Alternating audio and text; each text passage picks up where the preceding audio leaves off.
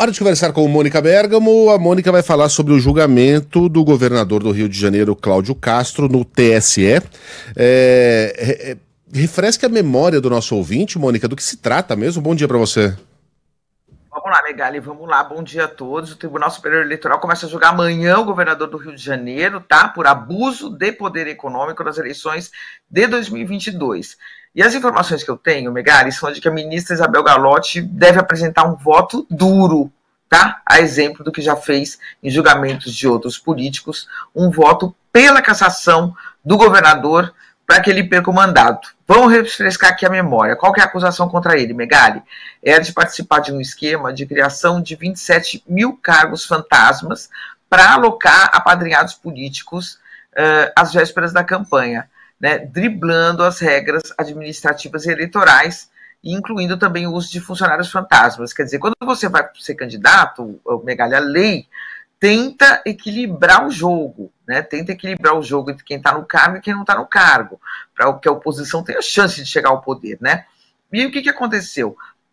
Ele, ao fazer essas contratações, atuou contra a lei. Os funcionários eram contratados sem seguir regra alguma de transparência, os nomes dos contratados não eram revelados, né? Eram contratações secretas, vamos dizer assim, e os pagamentos dos salários, Megali, eram feitos por meio de ordens bancárias emitidas em nome dessas pessoas que recebiam, olha que beleza, Megali, na boca do caixa em dinheiro vivo. Campanha de 2022. Foi o chamado escândalo da folha secreta de pagamento.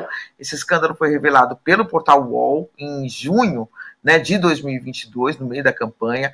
As contratações eram feitas pela Universidade do Estado do Rio de Janeiro, né, e pela fundação, uma outra fundação do Rio de Janeiro, para o pagamento desses funcionários que eram, em tese, contratados para trabalhar em projetos sociais. O Tribunal Regional Eleitoral, Megali, julgou o governador em maio de 2024 e inocentou o governador, arquivou o caso, mas houve recurso e ele foi parar no Tribunal Superior Eleitoral. O governador diz o seguinte, que não tem nada a ver com essas contratações e que, inclusive, mandou que cessou as contratações quando ele tomou conhecimento delas.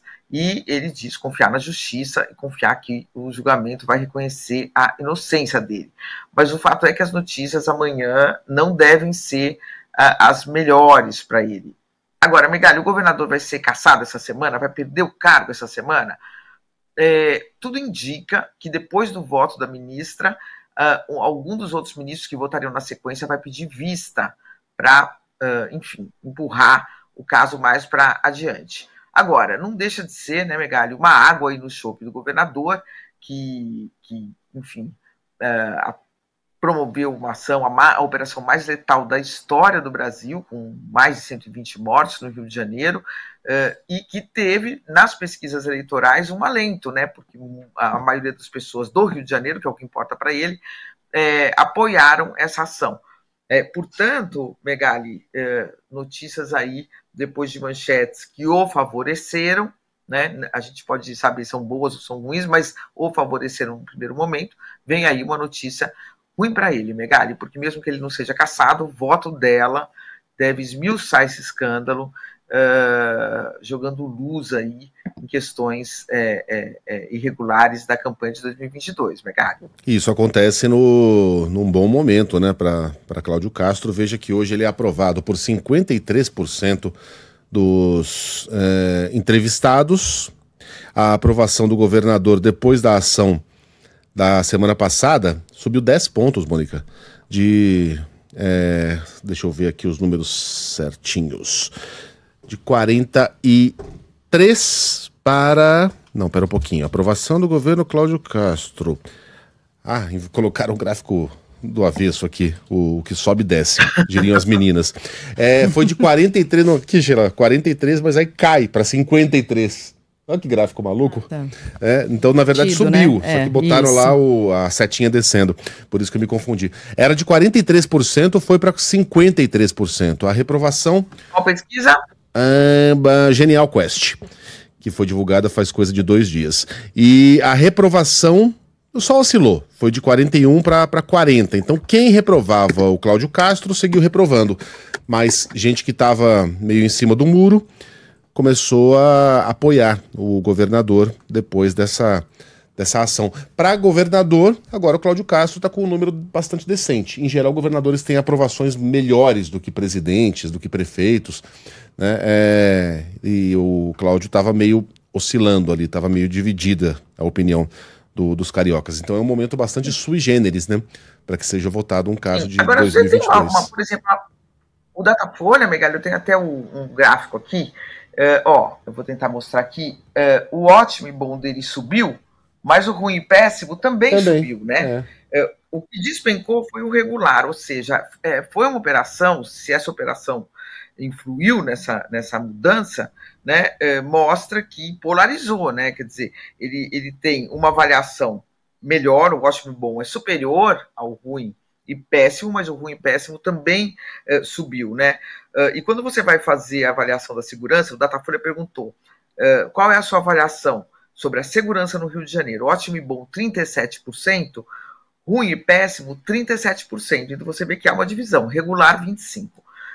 Mas então vamos esperar a coisa assentar para ver o que vai sobrar disso, né? As pesquisas foram feitas no calor ali do momento, mas de fato ele ganhou milhões de seguidores nas redes sociais e a avaliação melhorou e há uma aprovação não total, não consensual, mas de uma boa parte da população do Rio de Janeiro, da maioria da população do Rio de Janeiro, segundo essas pesquisas. E aí o julgamento acontece nisso. Aí muitas pessoas perguntaram, mas a ministra Carmen Lúcia marcou bem no dia da operação, um dia depois. O fato é que a ministra Galotti está saindo do tribunal, né, agora em novembro. Então ela colocou para a ministra, para a presidente do Tribunal Superior Eleitoral, os processos que ela gostaria de julgar, de dar o voto antes de sair. Isso é praxe, e aí a Carmen Lúcia, então, portanto, marcou para que ela possa julgar. E o fato é que está marcado e o voto dela deve ser bem duro contra ele. Digamos que as pessoas formaram opinião, né? Aqueles que estavam indecisos agora decidiram, né, o que pensar sobre Cláudio Castro. Tem um ouvinte dizendo que não importa o que aconteceu na operação, se alguma ilegalidade foi cometida no passado, que ela seja julgada. Me parece que tem razão o ouvinte aqui nessa opinião. Mônica, boa semana para você, boa segunda, até amanhã. Até amanhã.